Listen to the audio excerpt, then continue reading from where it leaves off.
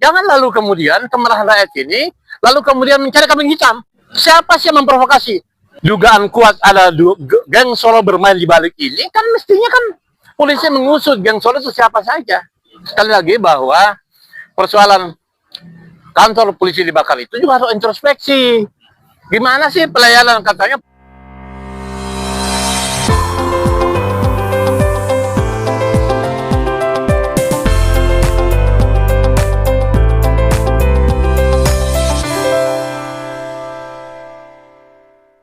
Bismillahirrahmanirrahim. Assalamualaikum warahmatullahi wabarakatuh.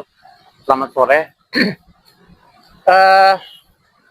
Memang pertama kita harus mengucapkan duka, mengucapkan takziah kepada yang korban. Baik Afan Kurniawan sebagai pengendara ojol yang memang sehari-harinya itu mencari rezeki, ya, mengais nafkah dari ojol itu untuk kepentingan keluarganya. Yang kedua, kemudian ada juga mahasiswa yang di Jogja, ya kan, juga di berbagai daerah korban.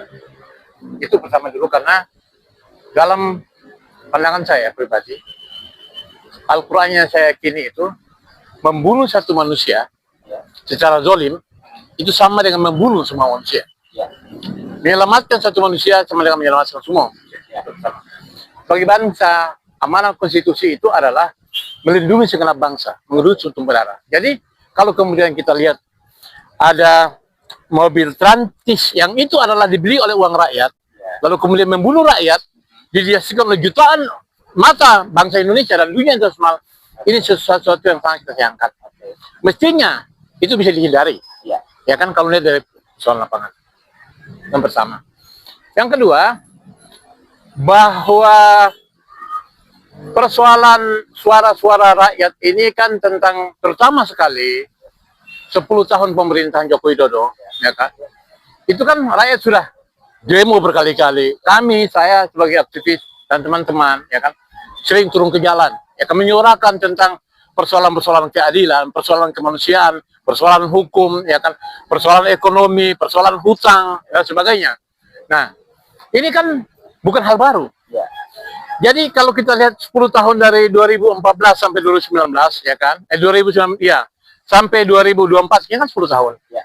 Berarti terjadi akumulasi, ya kan, terjadi akumulasi, ya kan, di mana kita juga melihat DPR itu lebih banyak menjadi, saya menyebut dayang-dayang di sana. Nah, ya kan, kenapa? Dia minta ini diikuti, minta tunjangan itu diikutin, ya kan, kemudian dengan senang mereka lari-lari depan publik, kan gitu, ya kan, dan sebagainya. Bahkan ada statement yang paling konyol itu mengatakan rakyat tolol, ya kan. Nah, ini semua adalah akumulasi. Jadi ini kemarahan, kemarahan rakyat. Nah, ya oleh sebab itu, karena kita negara demokrasi, jangan lalu kemudian kemarahan rakyat ini, lalu kemudian mencari kambing hitam. Jadi mestinya, ya, mestinya kan begini kan. Kepolisian itu jangan serta-merta mencari kambing hitam. Mereka mengevaluasi diri. Contoh misalnya, persoalan jasa palsu. Sampai hari ini kan sudah jelas-jelas jasa palsu itu yang bicara mulai sudah di pengadilan, sudah vonis inkrah bahwa jasa SMA Jokowi nggak ada. Kemudian teman-teman Roy Suryo, Rismon, dan FIFA bicara tentang UGM.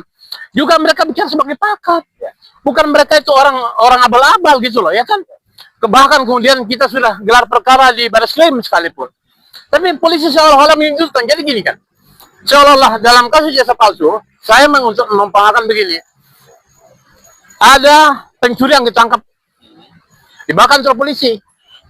Bukan si polisi itu memproses pencurinya, malah polisi itu memproses si penangkapnya dalam kasus jasa palsu. Nah, begitu juga misalnya dalam kasus Del Pedro Marhaen, ya kan, sebagai Dirut Kasaro. Mestinya jangan dia jadikan kambing hitam. Kenapa? Sekarang kalau kita cerita tentang provokator. Siapa sih yang memprovokasi?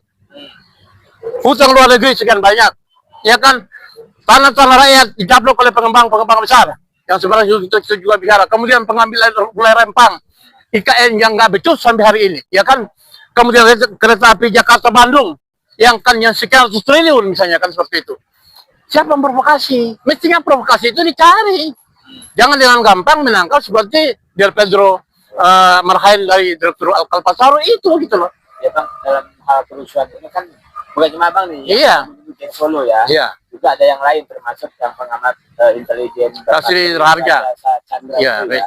Kenapa polisi kok nggak mengejar orang-orang yang disebut-sebut sebagai geng Solo ya? Kenapa? Makanya gini kan, contoh misalnya gini kan, kita ambil ketika Dr. Suryadi mengatakan ijazah itu dibuat di Pramuka, kenapa polisi itu nggak sampai kebakaran itu Pramuka? Kenapa polisi nggak ngurus ke sana? Nah, jadi kalau yang kemarin saya tulis bahwa dugaan kuat ada geng Solo bermain di balik ini, kan mestinya kan polisi mengusut geng Solo itu siapa saja. Bahkan saya menyebut di situ, kepolisian ini jangan-jangan memang kayak disebut kemarin itu bagian dari itu. Sehingga dia nggak berani. Sehingga oleh sebab itu maka Kapolri itu didesak oleh berbagai kalangan, termasuk saya juga menulis berkali-kali agar supaya Kapolri sudah diganti. Karena apa? Saya mendengar di internal kepolisian juga sudah resah. Karena ini Kapolri yang paling lama. Paling lama kan 3 tahun, ini sudah 5 tahun lebih. Juga terjadi kesalahan seperti itu gitu loh. Nah, jadi oleh sebab itu maka mestinya kan geng Solo yang disebut-sebut itu cari dulu siapa geng Solo itu. Bahkan kalau saya melihat ada tudingan terhadap sejumlah nama, ya kan, yang selama ini membekap Jokowi, ada LBP disebut, ya kan, ada Hendro Priyono disebut, ya kan, ada Tito disebut, ya kan, itu loh. Itu kalau Faisal Asakafi itu kan, itu loh masalahnya.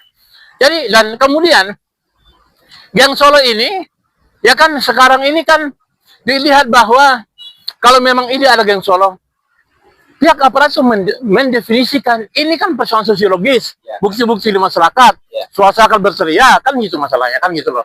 Jangan kemudian mencari seolah-olah si siapa namanya si Kalpasaro itu, si Marhain itu, gitu loh.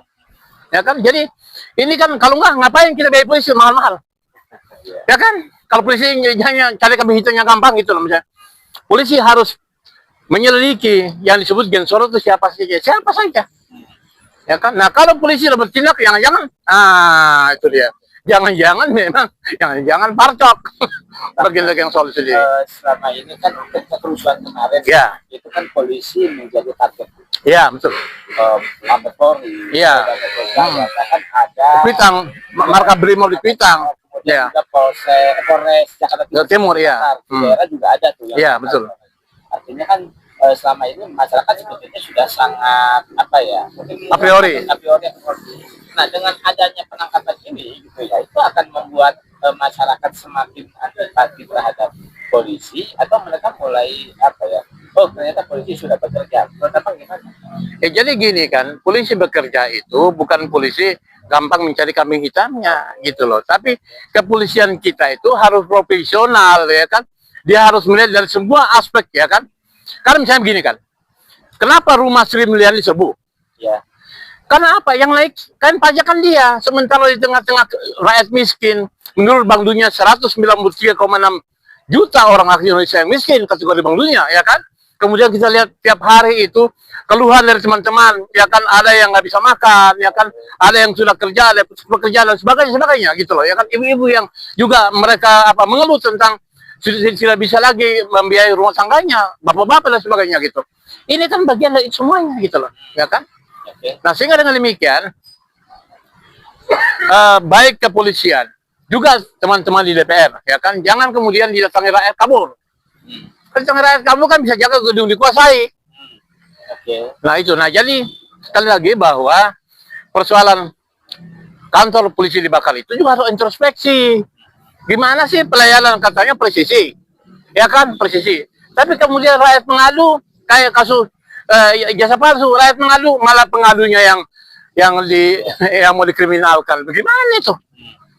Itu loh. Nah, harapan apa pada polisi? Atau misalnya begini, dapat penegakan hukum misalnya, Sylvester Matutina itu kan sudah 6 tahun, ya kan?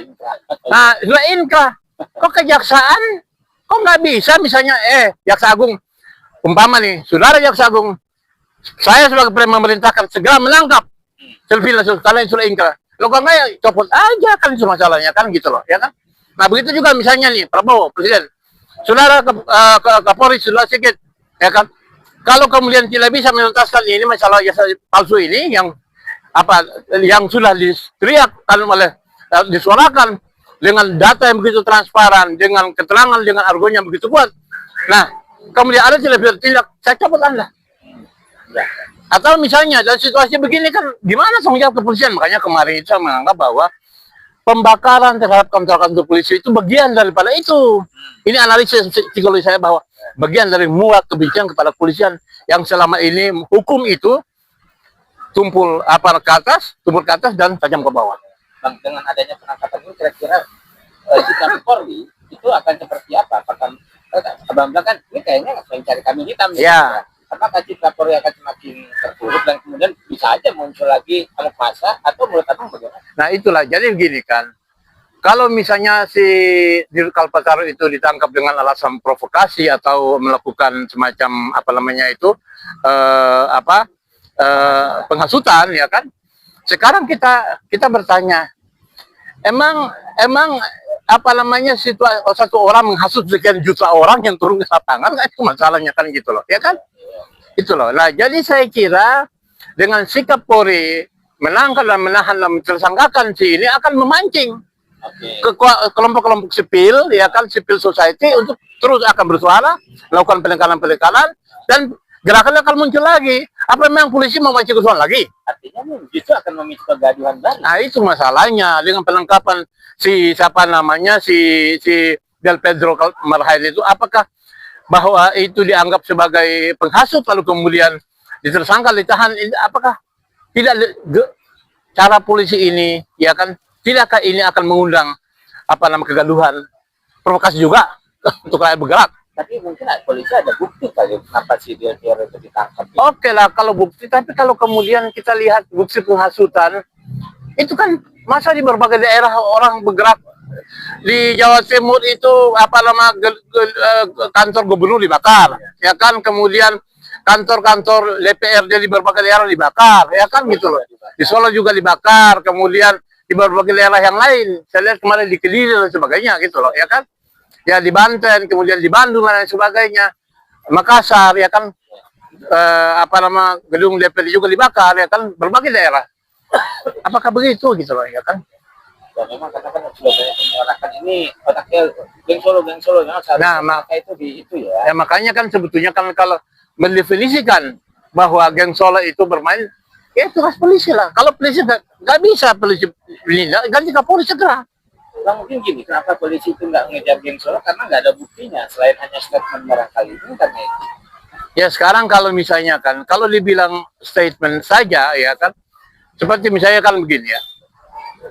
Selama ini contoh misalnya, kalau penangkapan Noel, ya, Noel itu kan selama ini kan dia adalah bagian dari, ya dia adalah relawan Jokowi mania, Jokman, ya kan.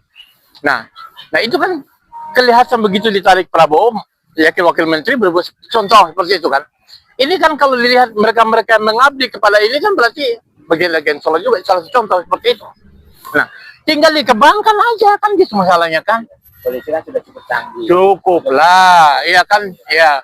Bahkan dengan dengan medsos, dia kan punya cyber. Dia punya cyber. Nah, jadi kalau misalnya cyber itu sendiri mereka tidak optimalkan, ya jadi untuk apa? Ya kan, membiayai cyber mahal-mahal. Contoh seperti itu. Jadi kalau cerita alat bukti, contoh saja, kasus yang paling gampang di menyerok mati itu persoalan pramuka. Ya kan, itu yang paling gampang. Itu saya nggak bisa dituntaskan, coba. Malah uyuk-uyuk mengkriminalkan orang-orang yang melakukan pengaduan. Ya, Egy Sujana, ya kan, kemudian Roy Suryo dan teman-teman, bahkan media. Kemarin tuh teman Anda tuh si Arto, siapa lagi? Ian, ya kan, kemudian si Arif Nugroho dan sebagainya gitu kan. Bahkan sekelas Abraham Samad saja. Nah itu, Michael silakan dan sebagainya. Jadi maksud saya ini kan gini ya. Kalau cerita menyampaikan pendapat itu kan dijamin undang-undang. Ya, baik 8 28 maupun Undang-Undang 9 tahun 1998 ya kan. Nah, lalu kemudian satu sisi mereka ini kan menyampaikan kan nggak asal ngomong kan. Ini kan dijamin hak ajasi dia, ya kan. Kemudian hak berpendapat, hak menyampaikan pendapat, berpikir, Nah, lalu kemudian dia ditangkap, ya kan? Lalu kemudian tersangka. Apakah ini tidak dianggap pelanggaran HAM? Menyebarkan ketakutan. Kan melanggar HAM orang kan? Tekanan-tekanan. Konvensi Jenewa itu bagaimana? Kan itu masalahnya kan itu. Ya, itu memang harapan masyarakat setelah kerusuhan kemarin ya, di mana polisi menjadi target, ada perubahan di kepolisian ya. Dan memang penangkapan Direktur Qatar itu agak mengejutkan, sebetulnya sangat konsisten, sehingga nggak salah sih kalau Bang Musi curiga bahwa itu kambing hitam. Iya. Karena memang yang ramai di media sosial, di masyarakat itu bahwa ini ada keterlibatan geng Solo, gitu. Seharusnya kan dikejar. Contohnya misalnya kan, beberapa hari menjelang aksi tanggal 25 itu kan seruan aksi itu kan besar-besaran di terus itu sehingga ibu-ibu tetangga ini ngomong, iya aksi besar, siapa yang gerakan coba? Iya, betul. Kan itu kan mestinya harus dikejar juga itu. Itu kan jelas-jelas kerjaan cyber, gampang kok itu kan misalnya. Betul ya. Jadi artinya bahwa indikasi keterlibatan itu kan bukan hanya sekedar narasi, ya kan? Ya, artinya ini keluar masyarakat yang kerjaan polisi itu cari. Ya. Bukan kemudian mana buktinya ya kalau begitu menjadi enak jadi polisi. Gue juga bisa jadi Kapolri kan, itu masalahnya kan gitu loh. Teman-teman, saat ini ada tuntutan agar Polri itu bisa kembali kepada fitrahnya ya, sebagai lembaga yang mengayomi dan melindungi masyarakat. Karena selama ini di era Pak Jokowi selama 10 tahun ya, polisi itu sudah keluar dari situ, cenderung menjadi alat kekuasaan, intinya menjadi alat pembantu Pak Jokowi, sehingga polisi itu dijuluki sebagai korcok gitu ya. Dan kita juga khawatir karena kondisi itu, psikologis itu, dia nggak berani mengejar yang geng Solo gitu ya. Makanya kalau ada tuntutan agar Kapolri segera dicopot, kayaknya wajar ya. Ya makanya itu kan artinya bahwa sudahlah, Kapolri ini kan bukan hanya sekedar bagian dari rejim Jokowi, tapi ini kan sudah terlalu lama. Ya. Saya mendengar sendiri beberapa perwira itu bahkan mereka mengatakan, Bang, ini sudah terlalu lama ini gitu loh. Ya artinya bahwa ini suaranya harus didengar oleh presiden gitu loh. Apakah memang ini sengaja? Apakah ini Presiden Prabowo sengaja lagi mengayomi, melindungi? Kan itu masalahnya kan gitu loh. Itu masalah. Jadi gini kan. Selama ini kan memang makanya tiba-tiba bukan tadi itu muncul istilah parcok, kemudian apa namanya begitu pembelaan ya kan. Misalnya kasus-kasus yang dilaporkan masalah hukumnya di KPK ya kan, kemudian kasus-kasus misalnya kasus apa namanya itu ekspor nikel sampai 5,3 juta ton misalnya kan, masa iya kepolisian nggak tahu itu loh ya kan. Itu contoh seperti itu. Nah jadi artinya bahwa ini kan ada sesuatu yang kalau misalnya kan, kalau dalam tanda kutip kepolisian ini bagian daripada itu, ya susah nanti untuk bertindak. Nah, oleh sebab itu maka untuk membersihkan ini diperlukan pimpinan polisi yang fresh, yang segar, ya kan, yang tidak lagi terkait dengan apa namanya rejim lama, ya kan, tidak terkait dengan geng Solo, baru bisa bertindak.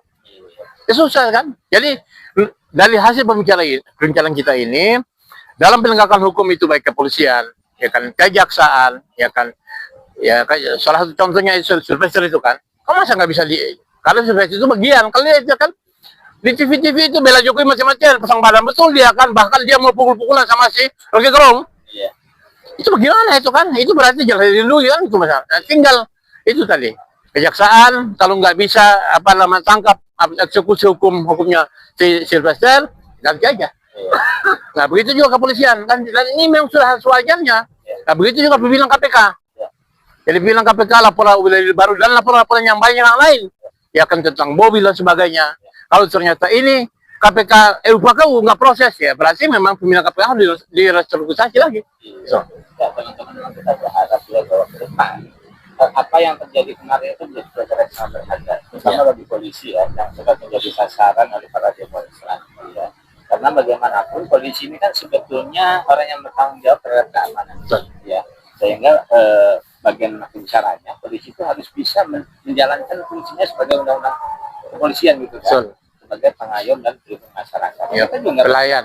Dan kita emang nggak ini polisi itu akan terjadi kayak kemarin lagi diserang oleh masyarakat. Iya, gitu, ya. kan kasihan itu kan. Polisi takut, akhirnya pakai tentara. Kita lihat tentara malah masuk yang kan lucu kan. Polisi yang harusnya mengayomi, melindungi, melayani masyarakat, malah diserang rakyat, malah polisinya ngumpan, takut dihajar sama rakyat, malah pakai tentara. Ya teman-teman semua, kita berharap ya, karena kan polisi itu masih di bawah presiden. Iya. Artinya ada intervensi lah dari presiden ya, bagaimana mengatasi ini agar polisi itu kembali ke tahunnya. Betul. Dan kalau memang polisi selama ini gitu, di bawah pengaruhnya geng Solo gitu ya, Pak Prabowo bisa mengatasi itu. Karena polisi itu dari semua rakyat. Kalau saja Pak Prabowo nggak bisa bertindak ya Geng Solo juga dia. Ya. Masa iya mau Pak Prabowo juga bagian dari Geng Solo kan itu masalahnya kan. Ya kayak gitu ya. Karena sekarang masyarakat sangat berharap Iya. membenahi bangsa ini. Nah, karena 10 tahun itu Indonesia terpuruk di eranya Pak Jokowi. Nah itulah.